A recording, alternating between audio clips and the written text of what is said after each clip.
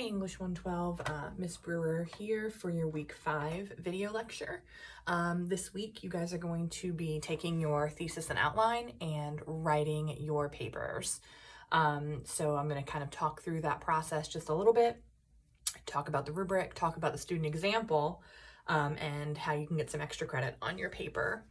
So this week you should already have a pretty detailed thesis and outline. Remember that your thesis statement is the last sentence or two sentences. Most of the time it's two at this level of writing. The last 2 sentences of your introductory paragraph. So I suggest you work backwards, have your thesis statement, and then think about how can you introduce those ideas in your introductory paragraph. Then you remember that you want to write in the order that you lay things out in your thesis. So if in your thesis you mention Maya Angelou first, and then Harriet Mullen, and then Clint Smith, you want to organize your paper in that way. Remember that you are analyzing the literature. So it's really important that you're quoting the poems, right, to back up your analysis. Remember that the purpose of the paper is for you to analyze a common theme through all 3 poems that you're analyzing, okay? So again, what does Maya Angelou say about this topic, and how does she say it in her poem? What does Harriet Mullen say about this topic, and how does she say it in her poem? And what does Clint Smith say? Okay, so that's kind of what you're doing when you're writing the paper. Remember that you are required to use chapter 3 to help with your analysis of Clint Smith or whatever spoken word poem you've chosen. You have to have a spoken word poem in the paper, and you're required to cite chapter 3 in your paper. You're also required to have 2 additional scholarly articles. And again, those scholarly articles can be the ones that I've provided you, okay? So how do you cite that, right? What do you do to cite that? So I'm going to talk about that a little bit. So if you have Moodle open, and you should, I want you to go back into Moodle, and I want you to scroll down to the resources section in the top of the Moodle page, okay? And you'll see right underneath the Microsoft Office download, which is free. And again, if you turn in your papers and they're not in Microsoft Word, I will not grade them. So make sure you're utilizing Microsoft Word. Right underneath of that, you see need a library resource for class. Click here. So I'm going to click on this, and you're going to have it pop up, and it's the LRC. So what you're going to do is you'll search your articles here. So for instance, I'm just going to I'll just do chapter 3 because everyone has to use that. So the title of chapter 3 is, this is the chapter from a book called The Cultural Politics of Slam Poetry. So I'm going to go back into the LRC that popped up, and I'm going to type that into the search bar. The Cultural Politics of Slam Poetry. And I'm just going to search it, okay? Search. All right, so it's popping up, right? And it is the Summers Willett, which is the author of the book. So you're going to open it up. Click on it and open it up. You might be required to sign in. You just use your regular Moodle sign in. And now what we're going to do is we're going to create a citation for it. So if you have ProQuest eBook Central, there's a picture of the book on the left-hand side, and at the bottom you'll see read online, download book, add to bookshelf, share link, cite book. So we're going to click that, and your MLA citation is the first one that pops up, okay? So you kind of see it there, and it's the full citation. You'll copy this citation and you'll put it on your works cited page. Make sure that you match the font to the Times New Roman 12-point font. Make sure that it's double spaced. Make sure that it has a hanging indentation, okay? And then for your in-text citation, remember that the in-text citation is the first word or couple of words and the page number. So we have one author here. Summers Willett is a hyphenated name. It's one author. So your in-text citation would be Summers Willett, and then whatever page number you're citing, okay? So all of those page numbers are on the PDF. You do have to download the PDF to get the accurate page number, all right? So be aware of that. So that's how you guys are going to do your in-text citations, and that's how you find your citations for the book and also for the articles that you choose to use. Just look up the title of the article in the LRC and then get the citation in MLA format. Remember that your works cited page does have to be in alphabetical order. So you'll have all 3 poets, chapter 3, and your 2 articles, and you need to organize it in alphabetical order, okay? So be aware of that. If you use Maya Angelou, most likely she's going to be first because Angelou is her last name, okay? So you'll have 6 things listed on your works cited page. You will utilize hanging indentations. It remains double spaced. It remains Times New Roman 12-point font, okay? It is entitled Works Cited, works with an S, because there is more than one, okay? And it should be the last page of your paper. So at the top right, your header, it should have your last name, and then the last, if your paper is 4 pages long, then your works cited page starts on page 5, okay? Scrolling just back up to the top, I just want to bring your awareness to 2 things. The first thing is Grammarly, which you'll note is right underneath that link for the LRC. Use Grammarly. Use Grammarly and edit your paper for grammar issues. It's imperative that you do so. You can get the free Grammarly full version using your LCC email. Use Grammarly.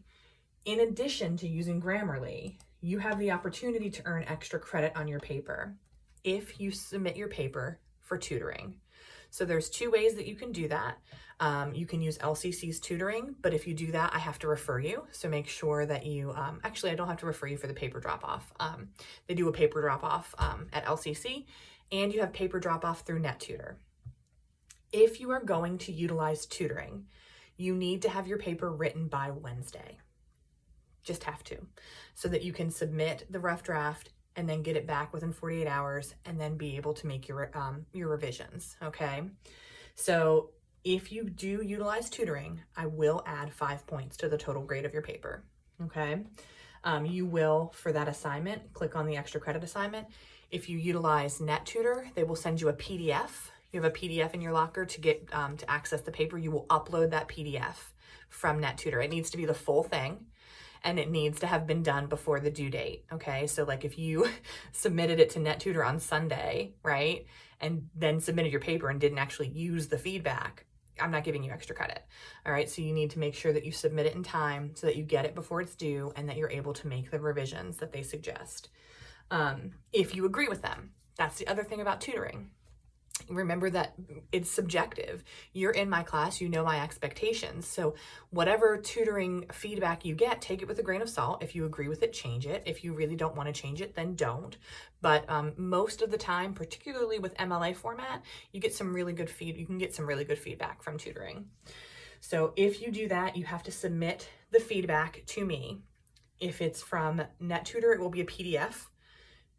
If it's from the tutoring center, it will be a Word document, and they will insert comments so I can see the comments that they've inserted.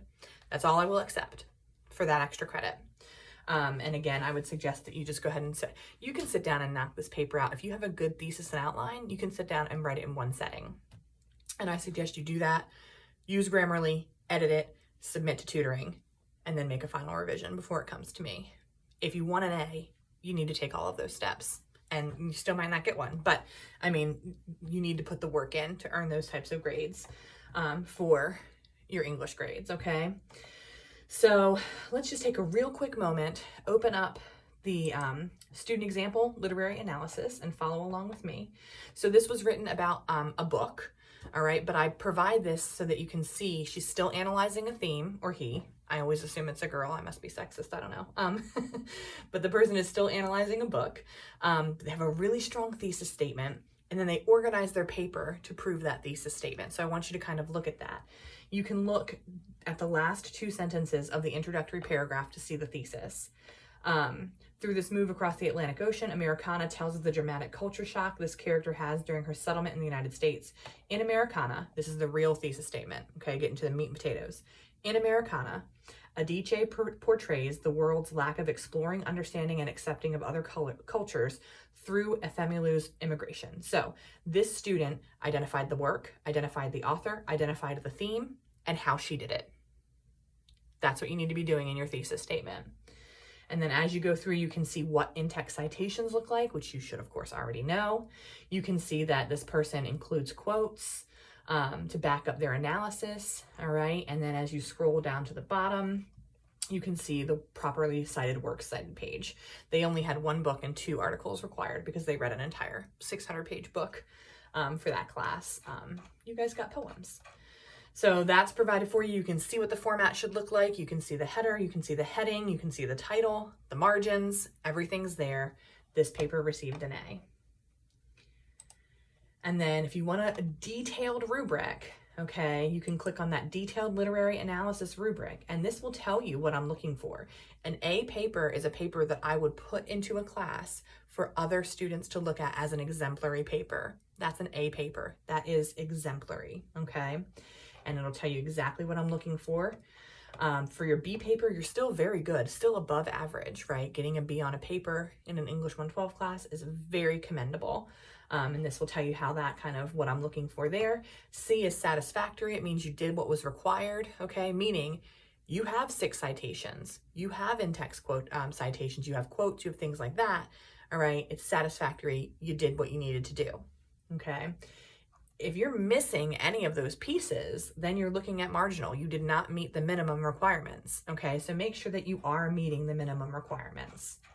And then I just want to make note at the very bottom, you'll see a note about research. If you turn a paper into me with no in-text citations or with no works cited page, I will not read it. It will receive the grade of an F because it is plagiarized. You must give credit properly and document properly. That's the whole point of this class. So make sure you have a works cited page and make sure you have your in-text citations for this paper. So just to reiterate, you guys have a couple of things due. The literary analysis paper, hopefully in its at least 3rd version, is being turned in by Sunday at 11:55. And then I want you to complete a paper reflection, and that is your attendance assignment. So the paper reflection is the attendance assignment, not the paper itself, okay?